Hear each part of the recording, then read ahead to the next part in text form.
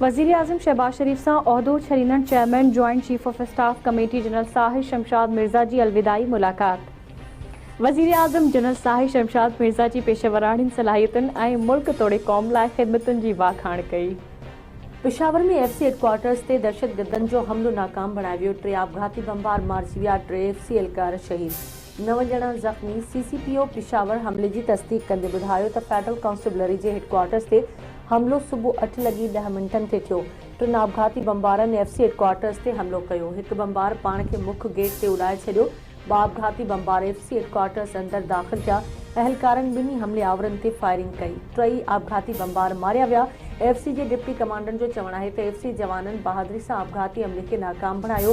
इस्पताल ज़रियनि मौजिब हमले में 9 ॼणा ज़ख़्मी थिया, जिन खे लेडी रेडिंग इस्पताल मुंतक़िल कयो वियो। FC हेडक्वार्टर्स ते हमले खां पोइ ट्रांस पेशावर सिक्योरिटी ख़दशनि सबबि BRT सर्विस आरज़ी तौर मुअत्तल करे छॾी। सदर आसिफ अली ज़रदारी जी पेशावर में FC हेडक्वार्टर्स ते दहशतगर्दन के हमले की मज़म्मत। सदर सिक्योरिटी फोर्सेस और पुलिस की बरवक़्त ऐं जुरतमंदानी कार्रवाई के ख़राज तहसीन पेश कयो। सदर जो चवणु आहे त हमलो वतन अज़ीज़ ख़िलाफ़ पॾेही पुटभराई में सरगर्म ख़वारिजी दहशतगर्दन की बुज़दिरानी कार्रवाई आहे। ख़वारिजनि जो ख़ात्मो अव्वलीन तरजीह आहे।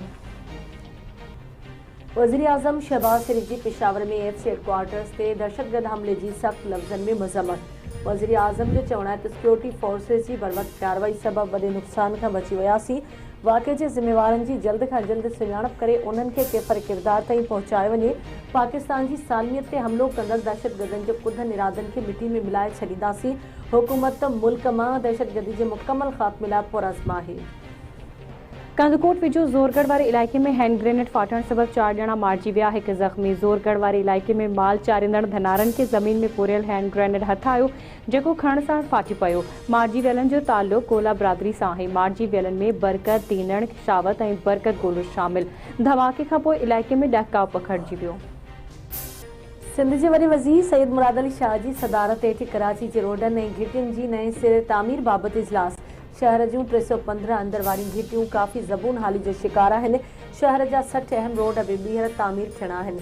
कराची के तरक़ियाती कमनि ते 25 अरब रुपयनि जी लागत जो काथो आहे। मेयर मुर्तज़ा वहाब जी वॾे वज़ीर खे ब्रीफिंग। शहर जूं समूरियूं इंटरनल स्ट्रीट्स वारियूं स्कीमूं मंज़ूर करे तेज़ीअ सां कमु कयो वञे। सॼे शहर में स्ट्रीट लाइट्स लॻायूं वञनि। वॾे वज़ीर जो हुकुम। वॾे वज़ीर जो चवणु आहे त शदीद बरसातुनि खां पोइ कराची जा रोड ज़बून हाली जो शिकार आहिनि। मेगा प्रोजेक्ट्स जारी आहिनि, जंहिं सबबि पिणु ट्रैफ़िक जा मसइला आहिनि। चाहियूं था त तरक़ियाती कम तेज़ कया वञनि त जीअं माण्हुनि खे वधीक तकलीफ़ न थिए। फंड्स जो मसइलो नाहे, शहरुनि लाइ तकिड़ो ऐं मयारी कमु खपे। असांखे अवाम लाइ साफ़ पाणी, सुठा रोड ऐं बहितरीन अमन अमान यकीनी बणाइणो आहे। सिंध लावारिस नाहे जो MKM उन खे विरहाइण जूं ॻाल्हियूं करे रहिया आहिनि। 9 सूबनि वारी ॻाल्हि रुगो शोशो आहे। पूरे मुल्क जी भेट में सिंध अंदर मकानी निज़ाम बहितर आहे। सिंध में FPCC जी जोड़जक 2 साल अॻु थी चुकी आहे। जेकॾहिं MKM वारनि खे अञा बि एतिराज़ आहे त पंजाब जो मंज़ूर कयल मकानी निज़ाम सिंध में आणण लाइ तयारु आहे ऐं लोकल काउंसिल जूं पघारूं वधण सबबि मसइला पेश अची रहिया आहिनि। सिंध लोकल गवर्नमेंट कॉन्फ्रेंस 2025 खे मकानी इदारनि वारे सूबाई वज़ीर नासिर हुसैन शाह जो ख़िताब। तहरीक इंसाफ़ पारां चूंडुनि जो बाइकॉट करणु मुनाफ़क़त आहे। चूंडुनि जो बाइकॉट हक़ीक़त में मायूसी ज़ाहिर कंदो आहे। नंढी चूंड में कामयाबी ते अल्लाह ताला जो शुक्र अदा करियूं था। नून लीग 2024 में हारायल 5 सीटूं ॿीहर खटे वरितियूं। नवाज़ लीग PTI खे उन जे घर में शिकस्त ॾिनी। वज़ीर आला पंजाब मरियम नवाज़ जो सूबाई वज़ीरनि सेक्रेटरी से इजलास खे ख़िताब। बलोचिस्तान के इलाइक़े ज़ियारत में लेवीज़ फोर्स कार्रवाई करे दहशतगर्दी जो वॾो मनसूबो नाकाम बणाए छॾियो। वॾे मिक़दार में हथियार, धमाकेदार मादो, मवासलाती औज़ार बरामद। 5 शकी अफ़गान दहशतगर्द गिरफ़्तार जवाबदारनि जो ताल्लुक़ अफ़गानिस्तान जे शहर कंधार सां ॿुधायो पियो वञे। बरामद कयल हथियारनि में 11 ग्रेनेड्स, 15 SMG ग्रेनेड्स, 3 सब मशीन गन्स, 2 M4 राइफल समेत कलदम तंज़ीम TTP जो लिटरेचर शामिल आहे। बॉलीवुड लेजेंड अदाकार धर्मेंद्र 89 वरनि जी ॼमार में देहांत करे वियो। धर्मेंद्र काफ़ी ॾींहंनि खां बीमार हो ऐं हुन मुंबई जी अस्पताल में दम ॾिनो। नामियारे फिल्मसाज़ करण जौहर बि सोशल मीडिया ते धर्मेंद्र जे मौत जी तस्दीक कई। भारतीय मीडिया मूजिब धर्मेंद्र खे 2 हफ़्ता अॻु साह में तकलीफ़ सबबि अस्पताल मुंतक़िल कयो वियो हो, जॾहिं त हलंदड़ साल अप्रैल में संदसि अखि जी सर्जरी भी थी हुई। वफाकी घरू वज़ीर पेशावर में FC हेडक्वार्टर्स ते फितनाल ख़वारिज जे हमले जी मज़म्मत। हमलो नाकाम बणाइण ते FC जे जवाननि खे ख़िराज तहसीन पेश। हमले आवर दहशतगर्दनि खे मारण ते FC जवाननि जे जुरत खे सलाम। मोहसिन नकवी जो चवण आहे त जवाननि वक़्त सिर कार्रवाई करे दहशतगर्दीअ जो मंसूबो नाकाम बणायो। शहीद जवान असांजा हीरोज़ आहिनि, उन्हनि जी अज़ीम कुर्बानी सदाईं यादि रहंदी। ईपी चेयरमैन बिलावल भुट्टो ज़रदारी जी पेशावर में एफसी हेडक्वार्टर्स ते दहशतगर्द हमले जी मज़म्मत। बिलावल भुट्टो ज़रदारी जो चवण आहे त अहिड़े क़िस्म जा बुज़दिलाना हमला असांखे दहशतगर्दनि खे मुंतक़ी अंजाम ताईं पहुचाइण जे अज़्म खे कमज़ोर नथा करे सघनि। शहीद थियल एहलकार क़ौम जा मोहसिन हुआ, उन्हनि जूं कुर्बानियूं कॾहिं रायगान न थींदियूं। पीपुल्स पार्टी दहशतगर्दीअ जे मुकमल ख़ात्मे, अवाम जे तहफ़ुज़ ऐं मुल्क में पायदार अमन जे क़याम लाइ पंहिंजी जिदोजहद जारी रखंदी। दहशतगर्दी जे ख़िलाफ़ असांजे क़ौमी यकजहती, हौसलो ऐं अज़म दहशतगर्दनि जी हर साज़िश खे नाकाम बणाईंदो।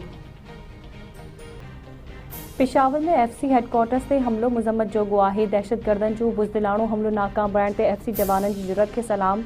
मुल्क दुश्मन अंसरनि जे ख़ात्मे लाइ पूरी क़ौम मुतहद आहे। सिंध हुकूमत शहीद जवाननि जे ख़ानदाननि सां ताज़ियत करे थी। शहीद क़ौम जा हीरोज़ आहिनि। सिक्योरिटी फोर्सिस जूं कुर्बानियूं रायगा न वेंदियूं। सिंध जे वॾे वज़ीर सैयद मुराद अली शाह जो बयान। कराची जी तरक़ी लाइ सभिनी खे गॾिजी कमु करणो पवंदो। तरक़ियाती कमनि लाइ चैलेंजिस खे मुंहुं ॾियणो पइजी रहियो आहे। कराची खे वधीक तरक़ियाती मनसूबनि जी ज़रूरत आहे। रेड लाइन मनसूबे में पैदा थियल रंडकुनि खे ख़तमु कयो वियो। रेड लाइन मनसूबे ते कुझु ॾींहंनि अंदरि कमु शुरू थी वेंदो। कराची जे मेयर मुर्तज़ा वहाब जूं एमके मकवाणनि सां मीडिया सां ॻाल्हियूं।